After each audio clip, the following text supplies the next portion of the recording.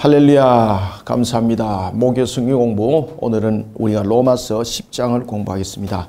자, 여러분 로마서 10장에 보면은 사도 바울이 같은 동족을 향해서 어떤 마음을 가지고 있는지 그 마음을 읽을 수 있고, 또한 같은 동족이었던 이스라엘의 이런 영적 오만함들이 어떤 모습으로 나타나고 있는가라는 부분에서 이 통일점이 있는데, 그것은 바로 뭔가 하면은 율법의 의라는 것과 그리고 믿음의 의라는 부분에서 이 부분들이 나타납니다. 그건 의인데 왜 율법의 의와 믿음의 의가 있는가? 여러분, 율법은 우리로 하여금 모학선생으로 역할하지 않습니까? 그래서 이 모든 부분들은 역할적 부분에서 이 내용들이 전개되어져야 되는데, 이스라엘 백성들은 이런 율법적 의를 통해서 역할적 구조를 설명하는 것이 아니라 무엇을 이야기를 하고 있습니까? 선택적 요소를 설명하고 있습니다. 선택적 요소.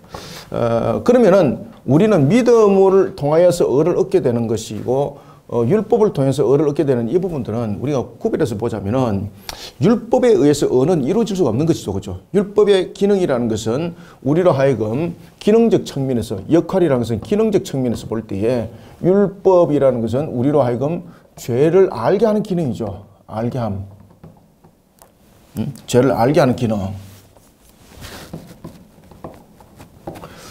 그런가 하면은 믿음의 의는 우리에게 어떤 기능을 가지고 있습니까? 믿음이라는 그 자체를 통해서 우리에게 죄에 대해서 사함에 대한 그런 기능들을 가지고 있는 것이죠. 그죠? 우리 믿음으로 말미암아 구원을 받는다 이러지 않습니까? 그러면 믿음이라는 이 믿음 속에는 무엇이 있습니까? 우리는 죄인이라는 것과, 그 다음에 두 번째, 죄 사함은 인간의 행위로 일어나는 것이 아니라, 이 행위는 인간의 행위가 아니죠. 그죠? 인간의 행위로 일어나는 것이 아니라, 행위로 일어나는 것이나, 죄 사함은 대속으로 일어나는 것인데, 이 대속이 누굽니까? 그렇죠. 이것이 믿음이죠. 그죠? 이러하여서 우리가 죄 사함을 받았습니다 라는 것이 믿음이죠. 그런데 이 믿음은 어떻게 나는가 라는 것입니다. 이 믿음은 우리의 어떤 지식적 도구로, 또는 우리가 처음부터 났던 태생적 측면에서 아니라는 겁니다. 이 믿음이라는 것은 무엇으로? 들음으로써 난다는 거예요. 들음으로써. 그런데 이 들음이라는 것은 어떤 것을 들음이라는 것인가 라는 것을 통해서 말할 때에 지식과 판단에는 말씀을 들음으로써 믿음은 난다라는 것을 이야기를 하고 있습니다. 자, 이런 속에 이제 선택과 구원에 대해서 이야기를 합니다. 그리고 이제 오늘 이제 본문에서도 굉장히 재밌는 이야기를 하고 있는데, 이런 그 율법적 의에 대한 잘못된 그러한 선지식 속에 있는 이스라엘 속에 과연 구원이 있다고 말할 수 있는가? 그러니까 민족을 향한 그런 애절한 마음이 이 속에 담겨져 있습니다. 그리고 이제 믿음의 의에 이르게 했다는 이 부분들은 우리가 어떤 지식으로 만들어낸 것이 아니라 바로 십자가를 지셨던 그분이 하나님이셨고 그분께서 제정하셨던 부분들이라는 것입니다. 자, 이런 속에 오늘 우리가 선민 이스라엘이 하나님 앞에 어떻게 불순종하는 모습이 됐는가? 우리가 선민이라고 일컫는 이스라엘. 우리가 이스라엘이라는 것은 선민적 측면에서는 선택된 민족에서는 맞아요. 그죠? 왜 그런가 하면은 잘 보십시오. 이스라엘 백성들이 선택된 민족이라는 부분에 대해서는 먼저 이제 복음을 전파하는 부분에서 하나님께서 한 족속을 택했다는 측면에서 선민이에요. 그 다음에 두 번째, 하나님께 주신 그 율법을 받았다는 측면에서 선민이에요. 근데 이 선민은 어떤 의미를 가지고 있습니까? 해석이 달라져요. 이스라엘 백성들의 선민은 선택된 민족으로서의 구원의 반열에 완전히 들어선 민족. 그런데 우리가 선민이라는 말할 때는 무엇입니까? 하나님께서 선택하여서 그를 출발점으로 삼은 도구예요. 해석이 완전히 달라지죠. 그래서 사도 바울이 선민이라고 말할 때 이 선민과 이스라엘이 선민이라고 말할 때 그 선민은 해석이 달라져 버려요. 그러니까 그런 동족을 향한 그런 애절한 마음들이 이 속에 함께 담겨져 있습니다. 그래서 사도 바울이 오늘 이 10장을 통해서 이스라엘이 선민으로서 하나님 앞에 어떻게 지금 불순종하고 있는가, 어떻게 불순종하고 있는가, 이걸 우리가 똑바로 알아야 된다. 그래서 하나님께서 우리의 율법을 준 것은 선민으로서는 맞다. 그런데 어떻게 선민으로 그것이 우리에게 적용되어지는가? 하나님께서 한민족으로 택했다는 부분들. 그러면 한민족으로 택했다는 부분들은 무엇인가? 전부 다 이것이 무엇이라는 겁니까? 시발점으로서의 선민이라는 겁니다. 시발점으로서 출발점. 아시겠습니까? 이 출발점으로서 선민이었을 뿐이지 이것이 천국 백성으로서의 선택됨이 아니라는 겁니다. 지금 아시겠죠? 그죠? 그래서 선민이라는 부분에서 자기 나름대로 이런 유권 해석하지 말라는 거예요, 이게. 그래서 이스라엘 백성들은 항상 선민에 대해서 자랑할 때 세 가지를 자랑한다 그랬죠. 무엇입니까? 첫 번째, 아브라함 혈통. 그죠? 우리는 아브라함의 혈통으로서. 그 다음에 두 번째는 무엇을 자랑 삼습니까? 창세기 17장의 할례언약. 이것을 자랑 삼죠. 그 다음에 또 하나는 세 번째는 무엇입니까? 시내산에서 무엇을 받았습니까? 그렇죠. 이것은 선민이라는 부분으로서는 맞죠. 근데 이 선민이라는 부분들은 무엇입니까? 출발점으로서 선택입니다. 출발점으로서. 근데 그들은 이 부분들을 무엇으로 봤습니까? 천국 백성으로서 선민을 본 겁니다. 지금 이해되고 있습니까? 이거 확실하게 구분하셔야 돼요. 이스라엘 백성들은 선민이라는 부분들을 통해서 잘못된 오해 소지를 가지고 있는 부분들은 이런 부분들이에요. 그렇지만 선민이라는 부분에서는 맞아요. 일정 부분에서는. 왜? 한민족을 택했다는 것. 그 다음에 율법을 받는 부분에서도 그들이 시발점이 됐다는 것에서는 선민이에요. 그죠? 선택되었다는 것이죠. 그렇지만 이것이 구원의 전적인 구원의 백성이라는 것과는 안 맞는 거예요. 그런데 이들은 그렇게 육군 해석했다는 거예요. 이런 측면에서 선민인 이스라엘이 하나님 앞에 어떻게 불순종했는가? 그러면서 그들의 강조점은 바로 율법의 의였다는 것입니다. 그러면은 율법의 의라는 측면에서 그럼 너희들은 율법을 다 지켰는가? 그런데 이스라엘 백성들은 자신들이 율법을 안 지킴으로써 구원의 반열에 들어서지 못한다. 율법을 지킴으로써 구원의 반열에 들어선다. 이렇게 그들은 또 해석하지 않습니다. 그들이 율법을 지키는 것은 뭔가 하면은 선민으로서의 그 모습들을 표현해내는 하나의 모습들인 거예요. 그러니까 선민으로서는 당연히 지켜야 된다는 것이죠. 그런 부분에 대해서 이 율법이라는 부분들은 자신들의 어떤 구원의 도구가 아닙니다. 어떤 죄를 깨닫게 알게 하는 도구가 아닙니다. 다시 말하면 자신들이 하나님의 택한 백성이라는 부분에 대해서 자신들만이 하나님의 택한 백성이라는 거죠. 자신들만이 구원의 백성이라는 거죠. 자신들만이 천국 백성이라는 표징이라는 거예요. 그래서 이것을 사람들에게 보여주는 거예요, 이게. 그리고 그것을 지키는 것은 그런 선민으로서의 자신들의 모습들을 나타내미 이 지킴이에요. 해석이 완전히 달라지는 것이죠. 자, 오늘 우리가 본문들을 봅시다. 자, 10장. 그래서 사도 바울은 이스라엘 백성들이 유대인들이죠. 하나님 앞에 어떻게 지금 불순종하고 있는가. 우리가 이제 오해 소지가 있으면은 그것을 오해적 부분에서 해석해 나가는 부분들이 굉장히 우리를 하여금 곁길로 가게 만들죠. 그죠? 딱 그런 부분들이 문제가 지금 적용이 되고 있다는 겁니다. 그래서 우리가 믿음에 대해서 이야기를 할 때 사도 바울이 그렇게 말하고 있습니다. 믿음은 들음으로서 난다. 근데 그 들음은 무엇인가? 말씀으로 들어서 하는데 이 말씀은 누군가? 바로 예수 그리스도의 복음, 그 말씀을 들음으로써 우리가 믿음의 의에 이르게 된다는 것을 말씀을 주고 있습니다. 자, 1절부터 우리가 봅시다. 형제들아, 내 마음에 원하는 바와 하나님께 구하는 바는 이스라엘을 위함이니 곧 그들로 구원을 받게 함이라. 자, 여기서 이스라엘 백성들이 구원받기를 원한다는 것은 하나님의 마음뿐만 아니라 지금 누구의 마음도 그 속에 함께 있다는 겁니까? 사도 바울의 자기 마음도. 나도 우리 모든 이스라엘 백성들이 다 구원받기를 원한다. 하나님도 여러분들 하나님이 모든 인류를 다 구원받기를 원하겠죠. 그죠? 근데 하나님께서는 이제 그런 부분에서 선택과 유기 부분에서 구별을 했죠. 그죠? 근데 하나님께서 그것을 구별한 기준점은 무엇인가라는 부분들은 우리의 인간적 부분에서 유권 해석이 주어질 수가 없는 거예요. 그 기준점을 설정할 수가 없는 거죠. 모든 부분들은 그 하나님이 토기장애로서의 선택함이라는 것이죠. 우리가 참 인간적 부분으로 볼 때는 사도 바울도 그럽니다. 인간적 부분으로 볼 때는 자신이 동족이잖아요. 자신의 동족이 모두 다 구원받기를 원한다. 누가 구원의 반열에서 제외되기를 원하는 사람 누가 있는가? 저와 여러분들 한번 생각해 봅시다. 우리가 같은 민족이라는 부분들은 굉장히 중요한 요소를 가지고 있지 않습니까?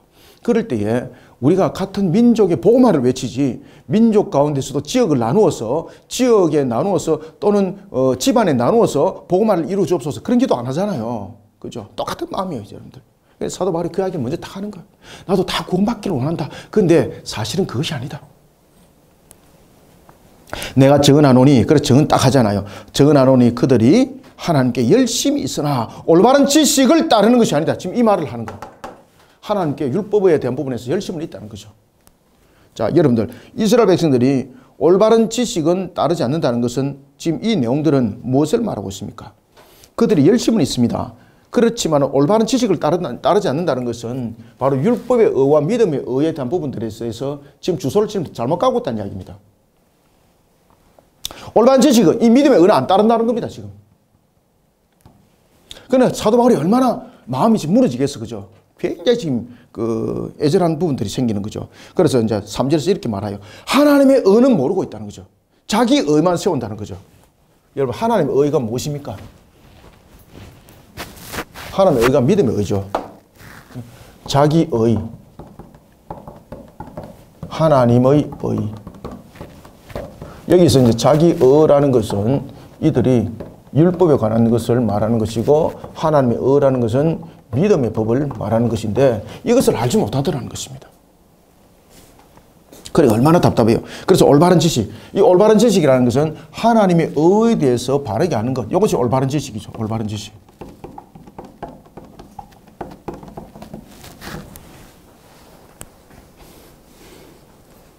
내가 증언하노니 그들이 하나님께 열심히 있으나 올바른 지식을 따르는 것이 아니요 하나님의 의를 모르고 자기 의를 세우려고 힘써 하나님의 의에 오히려 복종한다 안 한다. 그렇지. 복종하지 아니하였느니라. 와, 참 기가 찬 거죠, 그죠? 구원을 위해서는 예수 그리스도의 십자가 대속에 의한 그 믿음이 우리로 하여금 구원에 이른다라는 그 믿음의 의가 올바른 지식인데, 이것은 버렸다는 거죠. 그래서 유대인들이 십자가에 못 박은 예수를 그들은 믿지 않는다는 것이죠. 이런 속에 하나님의 의라는 부분들에 대해서는 우리가 예수 그리스도가 무엇을 이뤘다는 것입니까? 대속을 이뤘다는 것이죠. 이것은 안 믿더라는 것이죠. 그러면 그들은 자기 의를 통해서 지금 계속해서 강조하고 있는 것이 무엇입니까? 자기들은 이 율법을 가진 자로서의 선민적 부분들을 통해서 일정 부분에서 선민은 제가 맞다 그랬죠, 그죠? 근데 그들의 선민은 무엇입니까? 그렇죠. 천국 백성입니다. 자기들만의 민족의 구원입니다. 그래서 나중에 이것이 초대교회 때에 이단들이 이 속에서 생겼다 그랬죠. 무슨 이단이라 그랬죠? 애변주의. 애변주의는 예수 그리스도를 믿는 믿음 속에서 무엇을 행해야 된다는 거죠? 율법을 지킴이죠. 그때 율법을 지킴을 통해서 애변주의가 굉장히 강조한 한 부분이 있죠. 그것이 무엇입니까? 할례. 이 할례를 통해서 그들은 무엇을, 다시 말하면 민족의 구원을 다시 한 번 더 강조하는 거죠. 할례를 통해서 유대인화가 되는 거예요. 유대인화. 이런 속에 타민족에게는 구원이 없다는 거예요. 이게. 이런 부분들이 선민적 사상 속에서 지배적으로 그들 속에 존재하고 있었던 것이죠. 이 고정 틀이 무너지지 않습니다. 하나님의 의를 모르고 자기 의를 세우려고 힘써 하나님의 의에 복종하지 아니하였느니라. 그렇죠. 그래서 예수 그리스도가 십자가에서 대속을 이룬 그 믿음, 그 믿음은 받아들이지 아니하고 예수 그리스도를 통해서 이루고자 하는 하나님의 뜻은 따르지 않으면서 자신들이 생각하는 그 사고 속에 선민이라는 이 고정관념 속에 있으니 참으로 답답하다. 지금 이 말이에요, 지금. 4절. 그리스도는 모든 믿는 자에게 의를 이루기 위하여 율법의 마침이 되시니라. 자, 여러분들, 예수님께서 왜 율법의 마침이 됐을까요? 성취를 했기 때문에 마침이 되는 거잖아요. 그죠?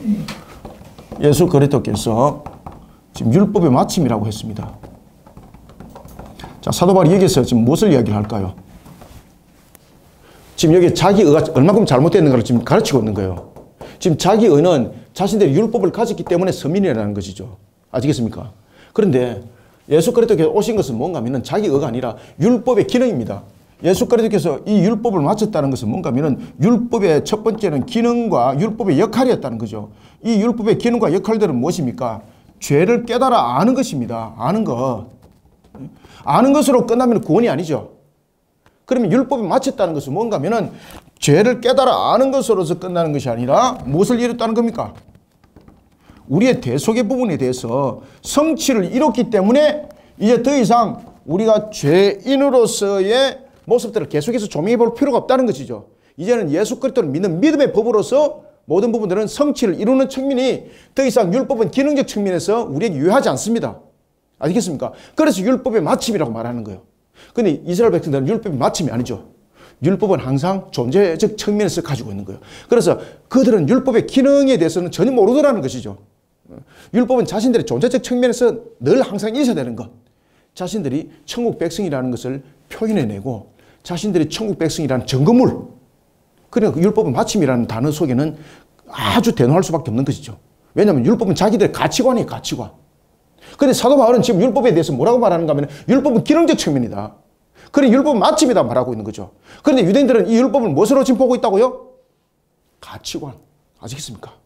자신들이 선민이라는 부분에서 증거되어야 할 수 있는 증거물, 그런 가치관, 이런 부분들로서 지금 보고 있다는 것이죠.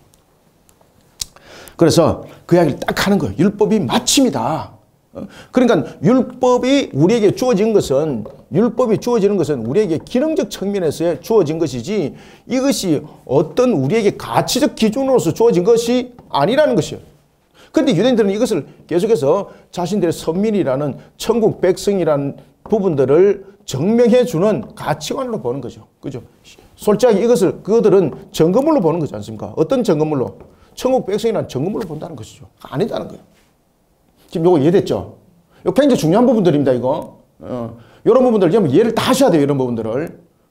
이런 부분들이 제자들 머릿속에서도, 제자들 관점 속에서도 이런 부분들이 늘 존재했었어요. 이 사고가 잘 깨지지 않습니다. 이런 형태들이. 이런 형태 속에서 여러분 마귀의 강력한 역사함들이 함께 있겠죠, 그죠? 4절부터 다시 읽어봅시다. 그리스도는 모든 믿는 자에게 의를 이루기 위하여 율법의 마침이 되시니라. 모세가 기록하되 율법으로 말미암는 의를 행하는 사람은 그 의로 살리라 하였거니와. 그럼 맞잖아. 율법으로서 말미암아 의를 행하는 자는 그 의로 살리라고 모세 책에 기록되어 있는데 그럼 맞지 않느냐. 그런데 여기서 이제 사도 바울이 무슨 이야기를 하는가 하면은, 그러면은 율법은 우리에게 무엇으로 줬는가라는 것입니다. 자, 이스라엘 백성들은 선민적 부분에서 율법을 어떤 부분으로서 보고 있습니까? 지키라는 것으로서 보고 있나요? 아니면은 가치관 측면에서 자신들은 지키나요? 가치관 측면입니다. 그래서 제가 앞에도 말씀드렸지 않습니까? 율법을 안 지킴으로써 구원에 이르지 못한다는 것은 그들에게 유권 해석이 없습니다. 그들의 율법을 지키는 것은 의무사항인데 그들은 율법을 지키는 이 의무사항 속에서는 가치관 속에서 비춰지는 거예요. 이해되고 있죠? 그래서 사도 바울이 지금 딱 그 얘기를 하는 겁니다. 모세를 통해서 율법을 준 이유는 무엇인가? 율법을 지키라고 준 것 아니냐? 그럼 너희들이 율법을 온전하게 지켰는가 물어보자는 거죠. 그러면은 그들에게는 율법을 안 지키더라도 천국 백성으로서 탈락이 없는 거예요. 아시겠습니까? 가치관으로서 그들은 반드시 지켜야 될 하나의 규범으로 본 거죠. 그러면 율법을 준 이유는 무엇인가? 가치관을 준 것도 아니다. 그 부분에 대해서 분명히 이것을 지키라고 말씀하셨다. 그러면 율법을 지키지 아니한 자가 선민이라고 말할 수 있는가? 율법을 지키지 않는 하는 백성이라고 말할 수 있는가? 그럼 내가 행위로 다 지켰다는 거죠. 그러면은 우리가 율법을 지킬 때에 행위로만인가 아니면 믿음이 그 속에 함께 있는가? 그죠? 우리의 영육이 함께 지켜져야 된다는 겁니다. 마음으로부터도 우리가 표현하지는 못하지만은 마음으로부터도 지키지 못하는 것. 사람은 알지 못하지만 하나님은 아시지 않습니까? 그죠? 이런 부분에서 사도 바울이 지금 다 물어보는 거예요. 그럴 때 과연 율법이 우리에게 그 기준을 말한다면 그러면 지키라고 준 것인데 그 율법을 너희들이 온전히 다 지킬 수 있는가? 나도 그거 내 자의적인 측면에서 이거 못 지킨다. 아시겠습니까? 마음으로부터 일어났던, 사도 바울도 보면은 마음으로부터 일어났던 분냄과 그런 부분들이 있지 않습니까? 이런 부분들에 잘못되었던 것들. 그런가 하면 자신들이 또한 말씀을 잘못 깨달아가지고 행했던 일들이 있지 않습니까? 사도 바울 같은 경우도 보면은 스데반의 그런 사형 집행에 그 가표를 던지 않습니까? 그럼 그게 죄인가요? 죄 아닌가요? 자기들의 율법적 개념으로 보면 죄가 아니죠. 그죠? 왜 그러냐면 율법을 수호하는 측면이지 않습니까? 근데 잘못된 유권 해석 속에서 범해진 죄거든요. 그 죄 속에서 누가 자유함이 있을 수 있는가? 자기도 자유함이 있을 수 없다는 거죠. 그래서 바른 말씀을 가르쳐 따르는 것이 얼마큼 중요한가라는 것이 중요한데 우리는 율법을 우리 나름대로 유권 해석에서 곁길로 가고 있었다. 이것이 자기 의였다. 이것이 자기 의였다. 그래서 5절 모세가 기록하되 율법으로 말미암는 의를 행하는 사람은 그 의로 살리라 하였거니와 라는 것은 문제는 무엇입니까? 아무도 이 율법을 계명을 철저히 지킨다, 지키지 못한다. 지키지 못한다. 자기도 못 지킨다는 거죠. 그죠? 우리가 철저히 지킨다는 것은 무엇입니까? 행위로만이 아니라 마음도 행위죠. 영적인 행위, 육적인 행위 두 개가 다 나타나야 되는 거예요. 우리가 이제 행위 그러면 일반적으로 우리가 행위에서 나타나는 것을 말하면은 육적 측면에서 우리가 행위를 말하지 않습니까? 천만이 아닙니다. 행위라는 것은 뭔가 하면은 항상 머릿속에 담겨줘야 됩니다. 행위는 인격 쪽에서 나타나는 반응입니다. 맞습니까? 안 맞습니까? 맞습니다. 행위라는 것은 인격적 속에서 나타나는 반응의 행위입니다. 그러면 이 인격에는 무엇이 구성되어 있나요? 그렇죠. 반드시 영혼이 있습니다. 영혼이. 그래서 행동하는 것은 영혼의 행동이 육체로 옮겨져서 인격적으로 나타나는 것이 행위입니다. 여러분들요. 그러면은 율법을 지키는 것도 그 행위로 지킨다고 말한다면 영육간에 지켜야 되는 거잖아요. 그죠? 그게 언제나 지켜질 수 있는가 하나? 못 지키신다는 거죠. 그래서 율법의 기능은 무엇인가 하면 우리를 하여금 하나님께서 주신 율법을 우리가 온전히 지키지 못하는 부분들을 통해서 인간이 가지고 있는 그 죄성, 그러면서 율법의 기능은 오실 메시아를 바라볼 수밖에 없는 그 역할들의 모습 속에서 율법이거든요. 그리고 이제 그 율법을 이루기 위해서 예수님께서 오셨고, 그리고 또한 우리의 죄 사함을 통해서 완성을 이뤘으니 율법은 마침이라고 말하는 거예요. 그래서 율법은 폐기됐다 말하는 것이 아니라 완성됐다고 말하는 거예요. 이해되죠? 그죠? 이런 부분들을 통해서 우리에게 또한 여전히 유하게 다가오고 있습니다. 그래서 6절 믿음으로 말미암는 의인은 이같이 말하되 네 마음에 누가 하늘에 올라가겠느냐 하지 말라 하니 올라가겠느냐 하면 그리스도를 모셔 내리라는 것이요. 여기 좀 굉장히 좀 애매한 이야기입니다. 이게 여러분 무슨 말인가 하면 신명기 30장 12절의 말씀을 지금 인용했거든요. 신명기 30장 12절의 말씀을 지금 인용했거든요. 굉장히 지금 이 부분들을 이해를 잘 하셔야 됩니다. 지금 이 부분들, 저도 이제 처음에는 이제 그냥 읽어 나갈 때, 여기 굉장히 좀 이해가 충돌이 생기는 부분들이 생기거든요. 근데 이 부분들 명확하게 보시면은 아주 간단한 이야기입니다. 자, 믿음으로 말미암은 의인은 이같이 말하되 라는 것은 무슨 이야기인가 하면은, 그러면서, 뒤에 이제 보면은 그 신명기 3장 12절의 말씀을 지금 인용했거든요. 네 마음에 누가 하늘에 올라가겠느냐 하지 말라. 여기서 딱 끊으셔야 돼요. 이어서 보시면 안 돼요. 끊어서 보시고 이렇게 하시면 이해가 됩니다. 자, 네 마음에 누가 하늘에 올라가겠느냐 하지 말라. 왜 그렇게 했을까요? 그리스도께서 하늘의 보좌를 버리고 이 땅에 오실 이유가 지금 있답다. 이제는 더 이상 없다는 거죠. 왜냐 하면 우리의 죄에 대해서 대속을 이룬 완성을 이뤘기 때문에 그리스도께서 하늘 보좌를 버리시고 이 땅에 오실 이유가 있습니까? 없습니까? 없다는 겁니다. 그래서 하늘의 보좌에 있는 그리스도를 만나러 갈 이유가 있답다. 없습니다. 지금 이해되고 있죠? 지금 사도 바울이 지금 이야기하는 겁니다. 인용해서. 이해가 잘 되시는가 모르겠습니다. 그래서 제가 끊어서 보라는 거예요. 제가. 누가 하늘에 올라가겠느냐 하지 말라 하니 올라가겠느냐? 올라가겠느냐 하면 그리스도를 모셔 내리는 것이요. 라는 것은 무엇입니까? 그리스도가 다시 오셔야 된다는 거죠. 우리의 죄를 대속하기 위해서 완성을 이루시고 우리의 죄를 대속하여 완성을 이루시고 지금 하늘에 보좌에 계시는데 그런 그리스도를 다시 내려오게 할 이유가 있는가라는 것입니다. 엄죠, 그죠? 그런가 하면 또 7절 보십시오. 혹은 누가 무지갱에 내려가겠느냐 하지 말라. 왜? 지금 무지갱에 내려가는 이유가 무엇입니까? 그리스도를 찾으러 간다는 거죠. 그러면 그리스도를 죽은 자 가운데서 찾지 말라는 거죠. 왜? 그리스도는 이미 부활하셔서 하나님 우편에 하늘 보좌에 지금 계시니까. 산자의 무지갱이라는 것은 산자의 영향이 미치지 않는 곳이죠. 그리고 또 하나는 예수 그리스도는 이미 죽은 자 가운데서 부활하셨다. 부활 안 하셨다. 부활 안 하셨기 때문에 엄부에 내려갈 이유가 없는 것도 아닌 거죠. 그래 엉뚱한 짓 하지 말라는 거예요 지금. 그러니 우리가 하늘 보좌에 가서 그리스도를 만나가지고 이 땅에 다시 오도록 할 이유도 없고 죽었으니 음부에 내려갈 이유도 없다. 왜? 부활하셨기 때문에. 그러면 우리가 그리스도를 바라보는 측면에서 중요한 것은 무엇인가? 믿음의 법이라는 거죠. 우리의 중보자로서 우리의 죄를 대속함으로 완성을 이루셨으니 그분은 음부에도 안 계시고 부활하셨고 죽음과 사망의 저주로부터 일어난 그 부활에 그리고 또한 하늘로 성천하셔서 지금 하늘 보좌 우편에 지금 계시는 그분. 우리는 그 부분을 믿는 믿음의 법, 믿음의 법이 우리를 구원에 이르게 한다는 것이죠. 그러니까 우리가 다시 우리의 제사함을 받기 위해서 하늘 보좌에 계신 이미 구원의 완성을 이룬 그리스도를 하늘로부터 다시 끄잡아 내릴 이유도 없고 그분을 찾기 위해서 음부에 갈 이유도 없다는 거죠. 왜 그렇습니까? 음부 지금 안 계시잖아요. 그죠?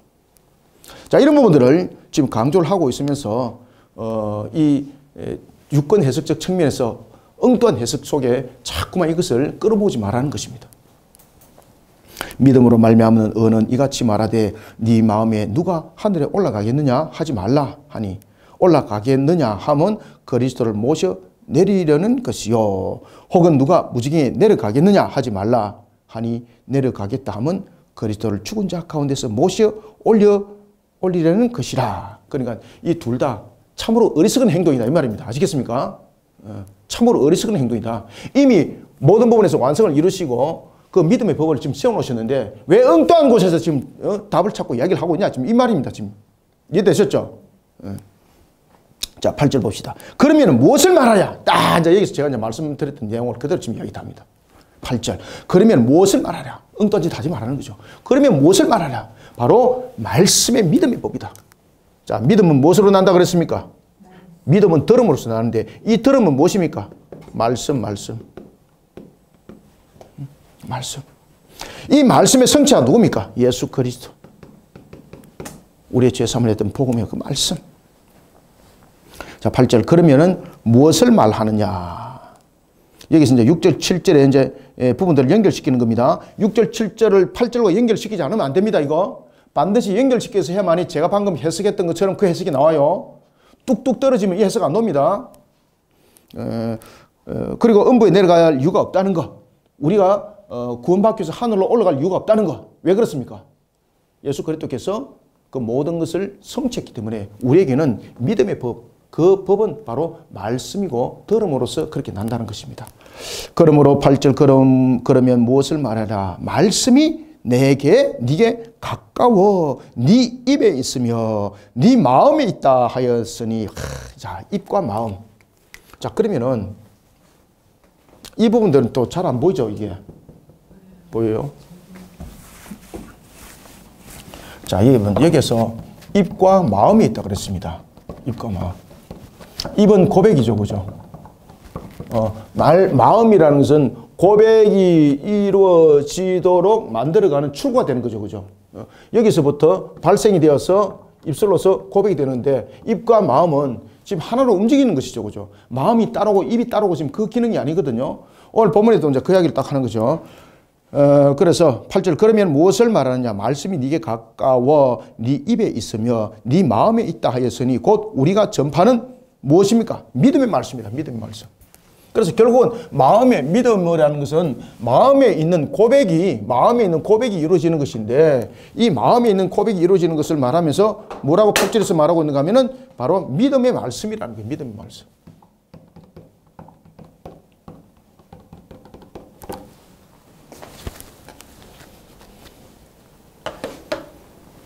믿음의 말씀, 믿음의 말씀이라. 여기서 이 믿음의 말씀이라는 것은 무엇입니까?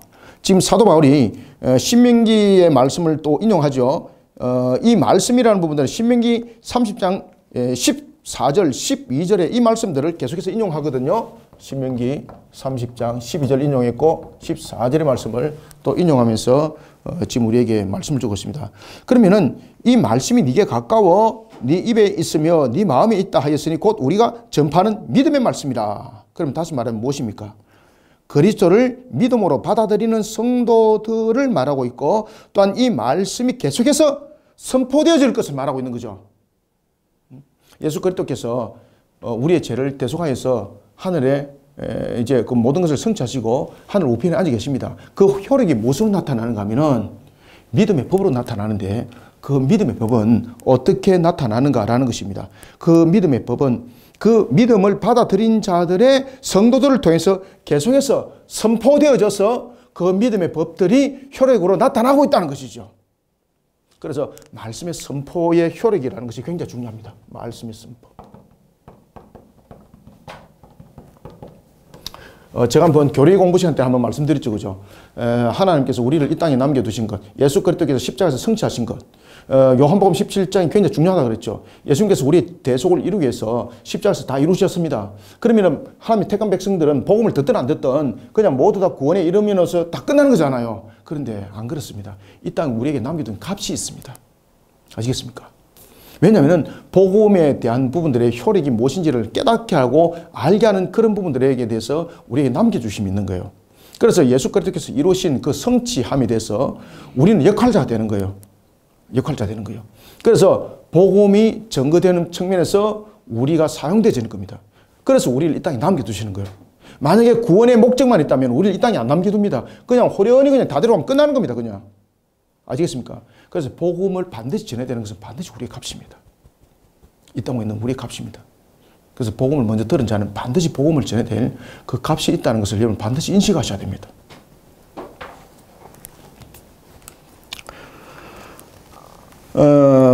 구절 네가 만일 네 입으로 예수를 주로 시인하며 또 하나님께서 그를 죽은 자 가운데서 살리신 것을 네 마음에 믿으면 구원을 받으리라. 야, 구원의 조건이 무엇입니까? 구원의 조건이 지금 혈통과 할례와 율법이 아니라는 것을 이야기를 하죠. 사도 바울이 충격적인 이야기를 딱 던지잖아요.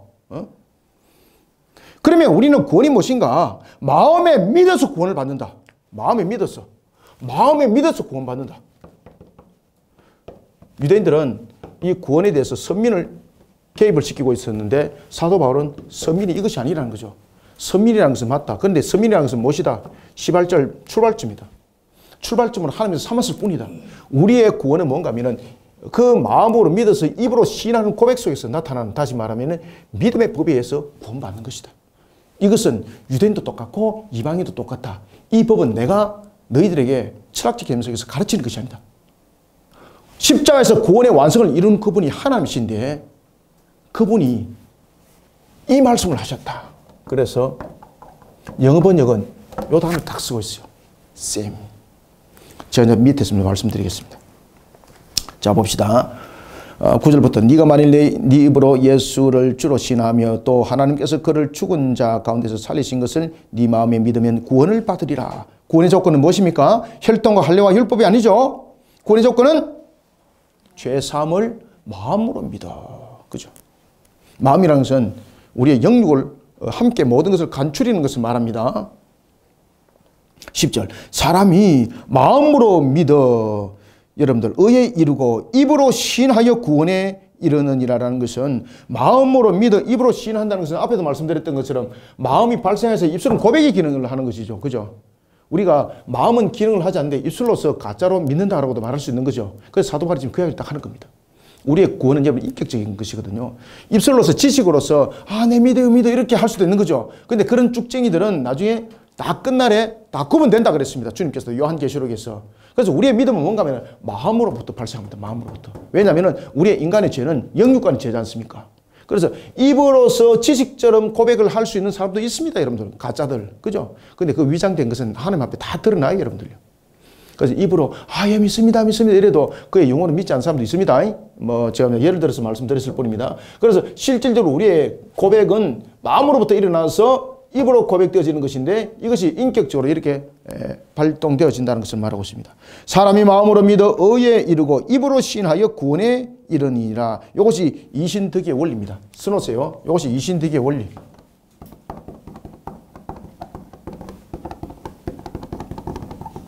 이신득의 원리. 믿음으로 말미암아 의에 이르는 것. 믿음으로 말미암아 의에 이르는 것. 이것이 이신득입니다. 이신득이가 어떻게 이루어진다고요? 마음으로 믿어 입으로 고백하여서 이루어지는 겁니다. 이해되시죠? 그죠? 이것이 이신득이에 대한 부분들을 우리에게 조명해 주고 있는 것입니다. 자, 10절 이와 같이 사람이 마음으로 믿어 의에 이르고 입으로 신하여 구원에 이르느니라. 11절 성경에 이르되 누구든지 그를 믿는 자는 부끄러움을 당하지 아니라 하리라 하니. 여기서 부끄러움을 당하지 않는다는 것은 무엇입니까? 하나님의 심판대 앞에서 당할 일을 말하고 있습니다. 부끄러움이라는 것은 하나님의 심판대 앞에서 자기 행위가 다 드러나죠. 그죠? 자, 여러분 심판대 앞에서 두 책이 펼쳐진다 그랬죠. 무슨 책과 무슨 책입니까? 그렇죠. 심판대 앞에서 두 책이 펼쳐집니다. 두 책이 펼쳐지는데 하나는 행위책이고 두 번째는 생명책입니다. 자, 생명책에는 부끄러움이 있나 없나요? 생명책에는 부끄러움이 안 나타나요. 생명책에서는 하나님의 은혜가 이 속에 나타나지만 행위책에서는 무엇이 나타납니까? 내가 죄 지은 것들. 이게 행위책에 다 나타나는 거예요. 그러니까 행위책 속에서는 부끄러움만 나타나는 거죠. 그래서 이 부끄러움이라는 것은 구원받지 못한 자 속에서 나타나는 모습인 거예요. 하나님 앞에 섰을 때에 저와 여러분들이 만약에 부끄러움이 있다면 그건 구원받지 못함이에요. 저와 여러분들은 하나님 앞에 섰을 때, 백보자 심판대 앞에 섰을 때 부끄러움이 아니에요. 하나님의 은혜에 감사할 수밖에 없고, 그죠? 찬양이 절로 흘러놓을 수밖에 없고, 왜? 생명책에 기록되어 있으니. 행위책에 기록되어 있다는 것은 부끄러움이라는 것은 죄 상태를 말하고 있어요. 죄 상태. 11절 성경에 이르되 누구든지 그를 믿는 자는 부끄러움을 당하지 않는다는 것은 무엇입니까? 행위책에 기록되지 않는다는 겁니다. 그 죄를 누가 사했기 때문에?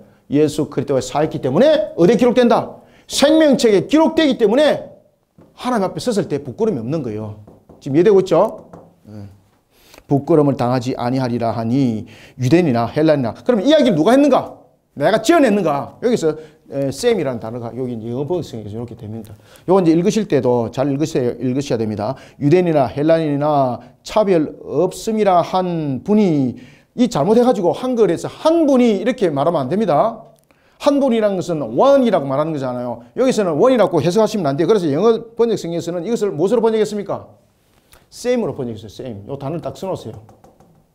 one이 아닙니다. 이 same을 쓰고 있습니다. 그건 뭔가 하면 자기가 한 말이 아니라는 거예요. 성경에서 말씀하신 그분, 그리고 또한 십자가에서 구원을 이루신 그분이 똑같은 분이다 이 말이에요. 유대인이나 헬라인이나 차별이 없음이라. 차별이 없다는 것은 무엇입니까? 그다 써놓으세요. 은혜의 보편성. 무슨 보편성? 그렇지. 은혜의 보편성이라는 것을 통해서 무엇인가 하면은 우리가 사도행전 1장 8절에 보면은 구원에 이를 때에 어디까지? 사마리아와 어디? 그렇지요. 이것을 은혜의 보편성이라고 말하는 거예요. 유대인이나 헬라인이나 차별이 없음이라 한 분이신 주께서. 이제 아시겠죠, 그죠? 그래서 끊어 읽으시라는 거예요. 유대인이나 헬라인이나 차별 없음이라 한 분이신 주께서 모든 사람의 주가 되사 그를 부르는 모든 사람에게 부요하시도다. 여기서 이제 한 차별 없음이라 한라고 말할 때 차별 없음이라 제가 그 써드리겠습니다.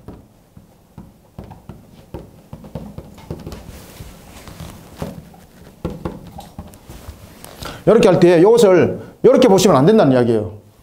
이렇게 말하면은 여기 되죠. 이렇게 끊어서 봐야 된다는 이야기예요. 여기서 영어 번역 성경 이것을 무엇으로 번역했다? 쌤으로 번역했어요. 아시겠죠, 그죠?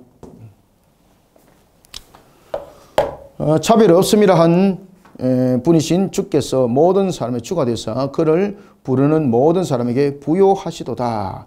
부요하다는 것은 무엇입니까? 그 아들과 함께 모든 것을 은사로 주실 정도로 넘치는 영적 선물, 그것이 부요함이에요.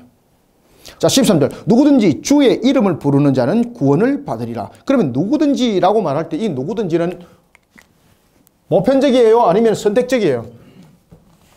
여기서 누구든지라는 것은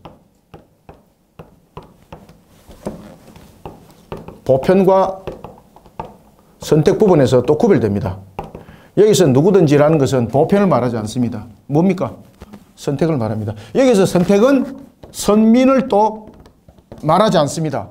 여기서 누구든지라는 것은 하나님께서 택한 백성, 그리고 또한 하나님의 택한 백성 속에서는 무엇이 있다? 헬라인도 있고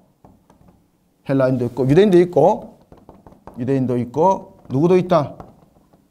그렇죠. 헬라인도 있는 것처럼 누구든지라는 것은 이것을 포함하고 있는 것이다. 그래서 이 누구든지라는 것은 만민의 속에서 만인을 말하고 있지 않습니다. 모든 민족 가운데서 누구든지라는 것입니다. 그래서 만인의 구원론이 아닙니다. 지금 이거 잘못 해석해서 만인에 대한 구원론을 설명한다면 이거 완전히 이거 격길로 가는 겁니다. 이것이 누구든지라는 것을 만인으로 해석하면 안 돼요. 여기서 누구든지라는 것은 만민 속에서 하나님의 택한 백성이 있고 이 속에는 유대인도 있고 헬라인도 있다는 거예요. 그 선택은 누군가? 보편이 아니라 하나님의 선택이라는 거예요. 누구든지라는 것은. 자, 예수 그리스도께서 십자가에서 이루신 그 효력은 우리의 모든 인류를 대속에 이르기 위한 하나의 성취적 측면인데 그 성적 측면도 택한 백성의 만민이죠. 그죠? 택한 백성. 누구든지 주의 이름을 부르는 자는 구원을 받으리라. 구원을 받는다는 것은 말 그대로 택함을 입은 자만이 그 이름을 부를 수 있다는 것을 우리에게 설명하고 있습니다. 자, 14절 넘어갑시다. 자, 그런즉 그들이 믿지 아니하는 이를 어찌 부르리요? 듣지도 못한 이를 어찌 믿으리요? 전파하는 자가 없이 어찌 들으리요? 자, 이 속에서 14절 굉장히 재밌는 이야기를 하고 있습니다. 그것은 뭔가 하면 전파자의 중요성입니다. 앞에도 제가 말씀드렸죠. 우리를 이 땅에 남겨두신 이유, 전파자의 중요성. 바로 믿음의 전제 조건은 들어서 난다는 겁니다. 그러면 들어서 난다는 것은 무엇인가? 전하는 자의 입술을 통해서 그것이 증거되어진다는 겁니다. 물론 이제 하나님께서는 또 특별하게 구별하여서 복음을 듣지 않은 상태 속에서도 예외로 또 이렇게 구원의 반열에 이렇게 하시는 분들도 있습니다. 그렇지만은 보편적 측면에서는 복음을 통해서 구원의 반열에 이르도록 하는 겁니다. 그런즉 그들이 믿지 아니하는 이를 어찌 부르리요? 그래서 여기서 믿지 아니하는 자라는 것은 복음의 효력을 말하고 있을 때에, 자, 여러분들, 복음이 사람을 믿게 만든다는 것이 아니라는 겁니다. 지금 이랬죠, 그죠? 사람들이 보면은 저 사람이 복음을 듣게 해서 예수를 믿게 만들어야 돼. 우리는 막 이렇게 강조하잖아요. 이건 사실은 틀린 이야기예요. 지금 여기서 복음이라는 것은 하나의 사역적인 부분이에요. 복음은. 그런데 우리는 잘못해서 이것을 효력적 측면에서로서 이 내용들을 담고 있는 거예요. 그죠? 그러면 복음을 들은 자는 다 효력을 발생하는가? 아니라는 거예요. 복음이 뭔가 하면 사역적 측면이에요.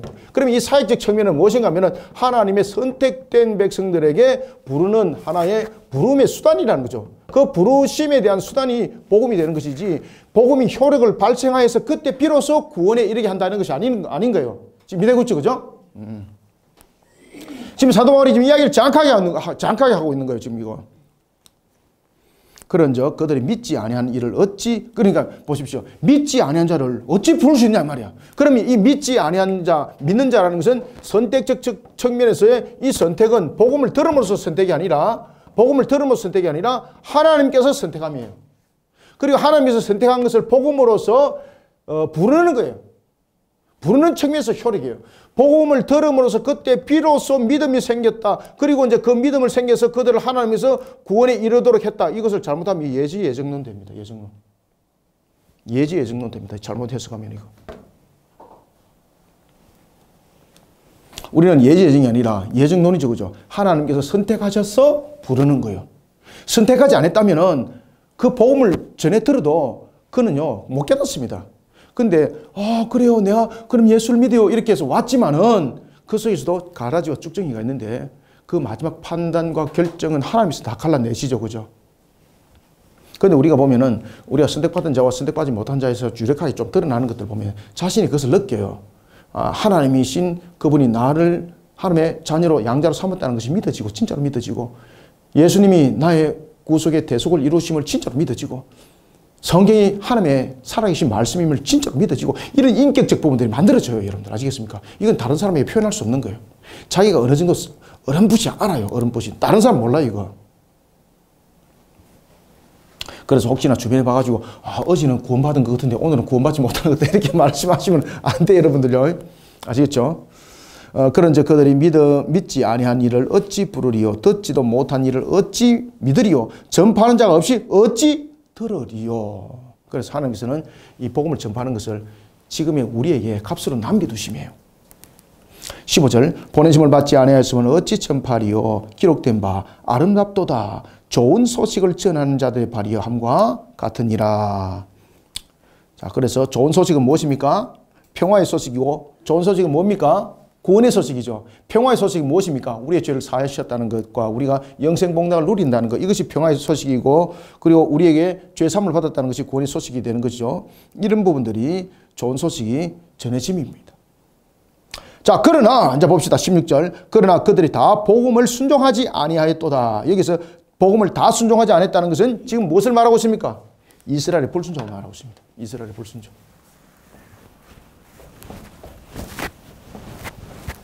사도 바울이 참 마음이 많이 아프겠죠. 그죠? 이스라엘의 불순종을.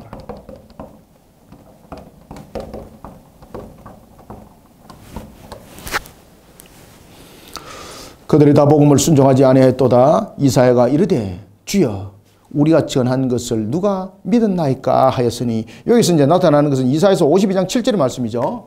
이사야서 52장 7절의 말씀. 사도 바울이 지금 구약을 지금 계속해서 인용하고 있습니다. 특히 이제 그 신명기를 인용하고 있고 지금 이사야서를 인용하고 있죠, 그죠? 이것이 신명기는 특히 보면은 구원에 이르는 부분에 대해서 또한 신명기 패러다임이 굉장히 중요하고, 그다음에 예언의 성취적 측면에서 이사야서가 굉장히 중요하게 작용하고 있죠. 이 두 부분들을 인용을 하는 것은 예수님께서 이 땅에 오셔서 이룬 것이 구원의 성취라는 것을 이 인용을 통해서 함께 지금 증명하고 있는 거예요. 그래서 인용의 말씀을 지금 이사야서가 지금 계속해서 신명기와 함께 등장하고 있는 것입니다. 그러나 그들이 다 복음을 순종하지 아니하였도다.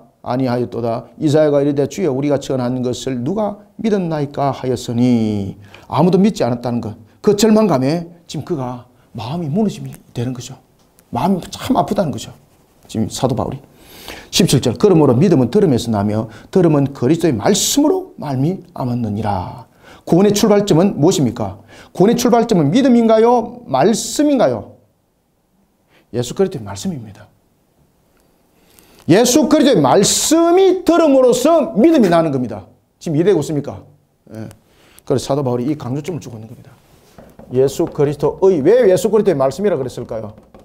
이것이 구원의 사역, 죄사함, 십자가에서 이루심, 이것이 예수 그리스도의 말씀이죠.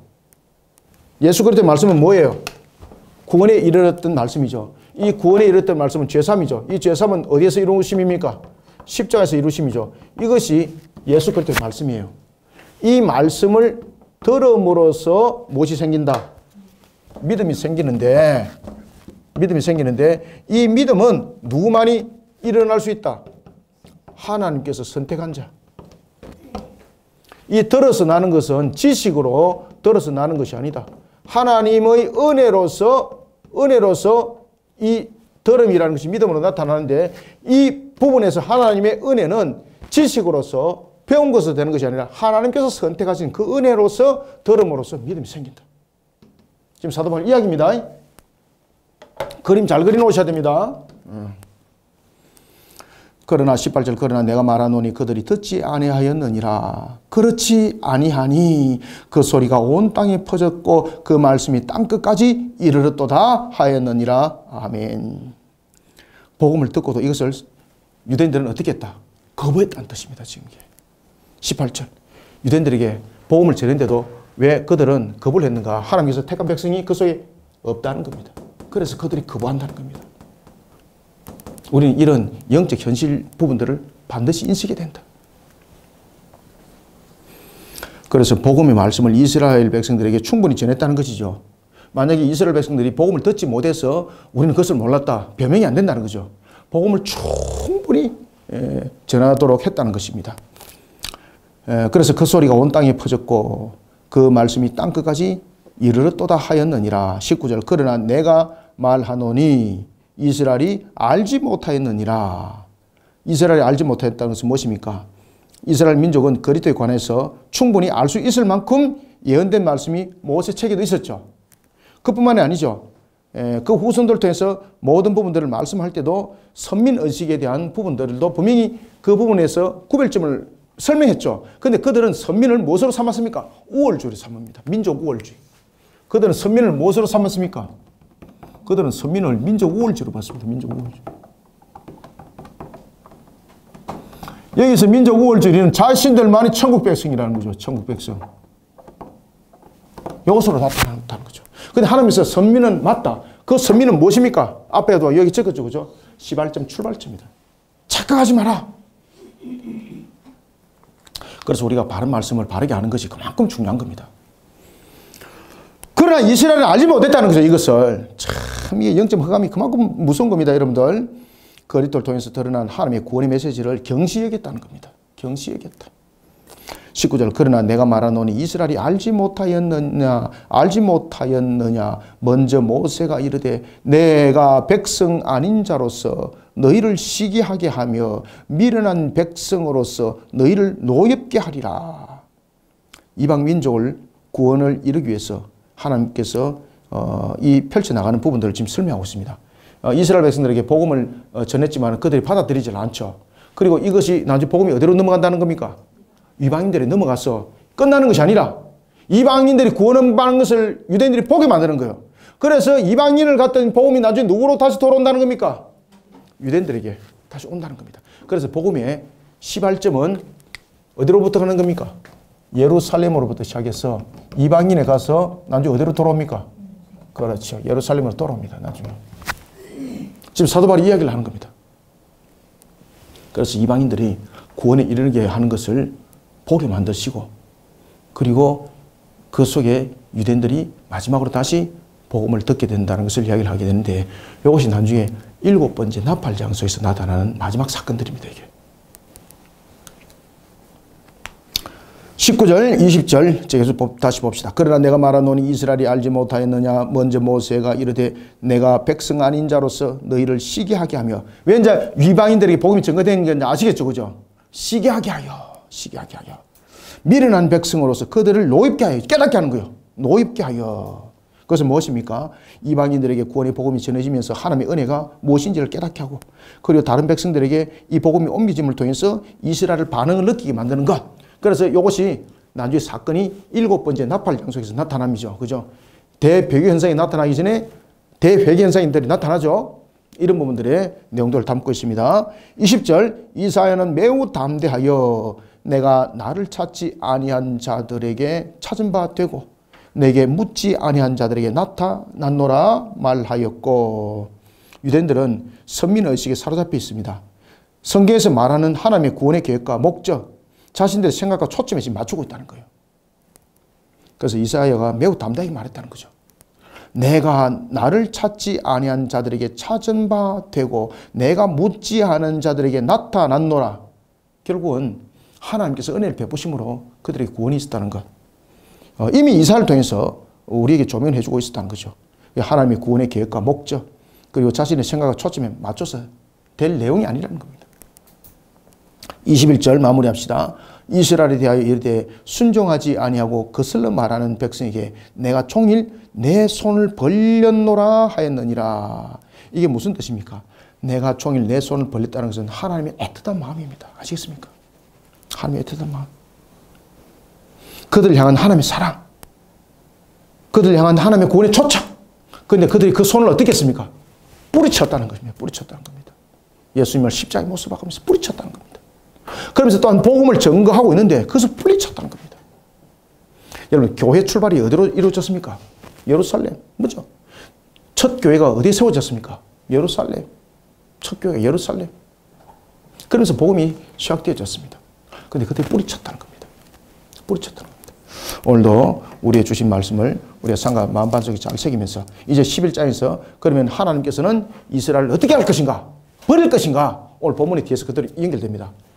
이런 이스라엘을 7번째 나팔 장소에서 대회개를 통해서 돌이키는 사건이 있을 것이라는 것을 이제 11장에서 조명해집니다. 자, 오늘은 이와 같은 서민 이스라엘의 불순종에 대한 사건들을 우리가 보았습니다. 여러분들이 잘 내용을 정리하시고 그리고 또한 우리가 하나님의 말씀을 바르게 받아들이는 그 믿음 속에 우리를 단단히 세워야 된다는 것이 얼마나 중요한 것인지 10장에서 다시 조명해주고 있습니다. 자, 우리가 기도하고 마치겠습니다.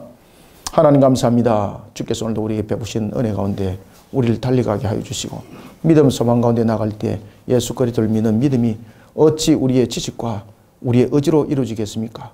하나님께서 은혜를 베푸시지 아니하면은 모든 것은 이루어지지 아니함을 다시 한 번 더 돌이켜 봅니다. 하나님께서 우리를 택하시고 은혜장 중에 우리를 오늘도 믿음 가운데 두시고 또한 믿음 가운데 우리를 회복시킬 뿐만 아니라 우리에게 사명을 준 것도 함께 우리가 10장을 통해서 다시 한 번 더 조명해 봅니다. 주어진 사명 사역 속에 오늘도 복음의 증인으로서 하나님의 뜻을 힘있게 세워나가는 우리 모두가 되게 역사하여 주옵소서. 말씀으로 우리의 근본들을 온전히 세워주시고 말씀으로 우리를 새롭게 하여 주옵소서. 예수님의 이름으로 기도드립나이다. 아멘.